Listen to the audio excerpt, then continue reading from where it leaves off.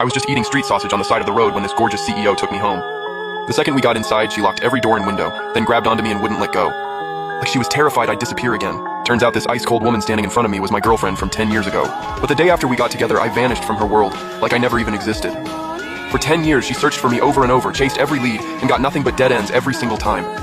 In 10 years, she went from that naive young girl to a powerhouse CEO, and I still looked exactly the same as before. But for someone who time-traveled, it was literally the blink of an eye. Not long before this, I was on my way to pick up Shuyan for a date, when I slipped and fell down a staircase, and somehow landed 10 years in the future. I opened my eyes, completely lost, cars flying by, skyscrapers everywhere. Just as I was trying to figure out what was going on, I heard a familiar voice and turned to look. A massive screen was hanging on the building across the street. The host was introducing a special guest, the youngest female CEO of Global Group. She was this stunning, polished woman. Hi everyone, I'm Shuyan, so happy to be here with all of you. My head was spinning. It had only been a few minutes for me, but Shuyan had changed. She was thinner, her hair was longer, and she looked so different that it felt like the last time I saw her was a lifetime ago.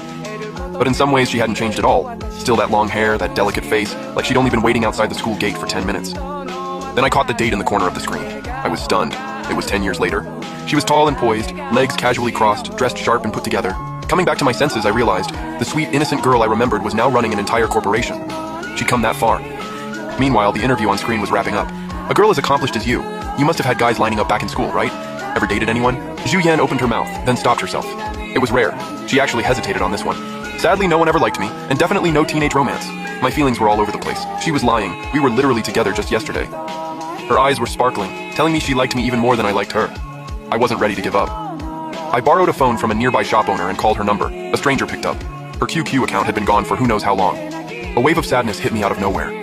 Maybe Zhu Yan and I had already been living in completely different worlds for a long time.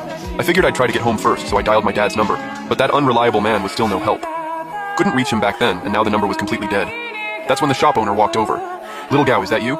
Hearing that familiar nickname, I froze and looked him over. He seemed half asleep, rubbing his eyes and muttering that his eyesight just kept getting worse with age. 10 years. Little Gao should be middle-aged by now. I hesitated for a second. Uncle Wang? That's when we both knew. We had the right person. Turns out Uncle Wang was still running the same little shop 10 years later, just with a head half full of white hair.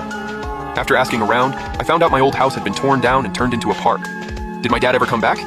Your dad was looking for you the whole time. Then he went abroad, I think.